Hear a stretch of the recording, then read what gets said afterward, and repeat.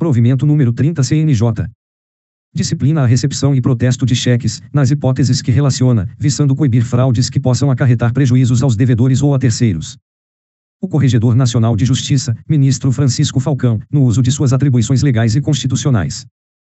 Considerando as notícias de protestos de cheques antigos, com valores irrisórios, apresentados por terceiros, isoladamente ou em lote, sem a correta indicação dos endereços dos respectivos emitentes. Considerando que os apresentantes dos títulos, em observância da boa-fé, têm o dever de indicar os corretos endereços dos emitentes, para possibilitar que sejam notificados pessoalmente para pagar seus débitos, ou para que possam adotar as providências, judiciais ou extrajudiciais, eventualmente cabíveis para a tutela dos direitos que entenderem possuir. Considerando a existência de legislações estaduais que diferem o pagamento dos emolumentos para momento posterior à apresentação e lavratura do protesto, o que permite a aquisição por terceiros de cheques antigos, geralmente em lote e por baixos valores, e seu apontamento para protesto sem cautela quanto à indicação dos corretos endereços dos emitentes. Considerando a notícia de lavratura de protestos de cheques que tiveram os pagamentos sustados em razão de comunicação de furto, de roubo, ou em decorrência de extravio ou subtração no interior da instituição bancária ou durante a remessa, pela instituição bancária, aos titulares das contas bancárias. Considerando que o titular de um direito deve exercê-lo dentro dos limites impostos pelo seu fim econômico ou social, pela boa-fé ou pelos bons costumes, art. 188 do Código Civil, deve guardar nas relações contratuais o princípio da boa-fé, art. 422 do Código Civil, e que a boa-fé é princípio que norteia as relações de consumo. Considerando as medidas já adotadas por Corregedorias Gerais da Justiça, com sucesso, para coibir fraudes e práticas ditadas por má-fé que desvirtuam a finalidade do protesto de títulos e outros documentos de dívida, resolve. Art. 1º. O cheque poderá ser protestado no lugar do pagamento, ou no domicílio do emitente, e deverá conter a prova da apresentação ao banco sacado e o motivo da recusa de pagamento, salvo se o protesto tiver por finalidade instruir medidas contra o estabelecimento de crédito. Art. 2º. É vedado o protesto de cheques devolvidos pelo banco sacado por motivo de furto, roubo ou extravio de folhas ou talonários, ou por fraude, nos casos dos motivos números 20, 25, 28, 30 e 35, da Resolução 1682, de 31 de janeiro de 1990, da Circular 2313, de 26 de maio de 1993, da Circular 3050, de 2 de agosto de 2001, e da Circular 3535, de 16 de maio de 2011, do Banco Central do Brasil, desde que os títulos não tenham circulado por meio de endosso, nem estejam garantidos por aval. Primeiro, a pessoa que figurar como emitente de cheque referido no caput deste artigo, já protestado, poderá solicitar diretamente ao tabelião, sem ônus, o cancelamento do protesto tirado por falta de pagamento, instruindo o requerimento com prova do motivo da devolução do cheque pelo banco sacado. O tabelião, sendo suficiente a prova apresentada, promoverá, em até 30 dias, o cancelamento do protesto e a comunicação dessa medida ao apresentante, pelo correio ou outro meio hábil.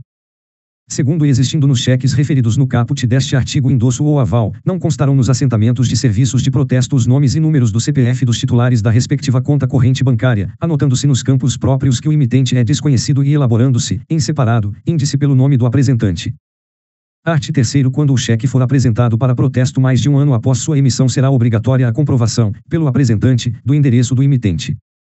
Primeiro, igual comprovação poderá ser exigida pelo tabelião quando o lugar de pagamento do cheque for diverso da comarca em que apresentado, ou do município em que sediado o tabelião, ou houver razão para suspeitar da veracidade do endereço fornecido.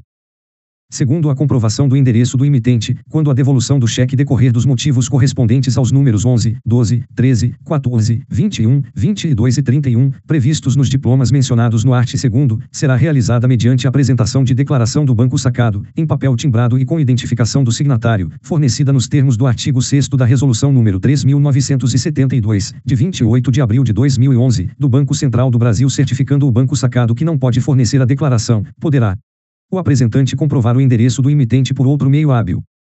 Terceiro, devolvido o cheque por outro motivo, a comprovação do endereço poderá ser feita por meio da declaração do apresentante, ou outras provas documentais idôneas. Art. 4º. Na hipótese prevista no art. 3º deste provimento, o apresentante de título para protesto preencherá formulário de apresentação, a ser arquivado na serventia, em que informará, sob sua responsabilidade, as características essenciais do título e os dados do devedor. Primeiro, o formulário será assinado pelo apresentante ou seu representante legal, se for pessoa jurídica, ou, se não comparecer pessoalmente, pela pessoa que exibir o título ou o documento de dívida para ser protocolizado, devendo constar os nomes completos de ambos, os números de suas cédulas de identidade, de seus endereços e telefones. Segundo, para a recepção do título será conferida a cédula de identidade do apresentante, visando a apuração de sua correspondência com os dados lançados no formulário de apresentação. Terceiro, sendo o título exibido para recepção por pessoa distinta do apresentante ou de seu representante legal, além de conferida sua cédula de identidade, será o formulário de apresentação instruído com cópia da cédula de identidade do apresentante ou de seu representante legal, se for pessoa jurídica, a ser arquivada na serventia.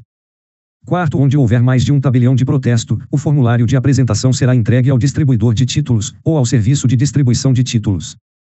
Quinto, o formulário poderá ser preenchido em duas vias, uma para arquivamento e outra para servir como recibo a ser entregue ao apresentante, e poderá conter outras informações conforme dispuser norma da Corregedoria Geral da Justiça, ou do juiz corregedor permanente ou juiz competente na forma da organização local.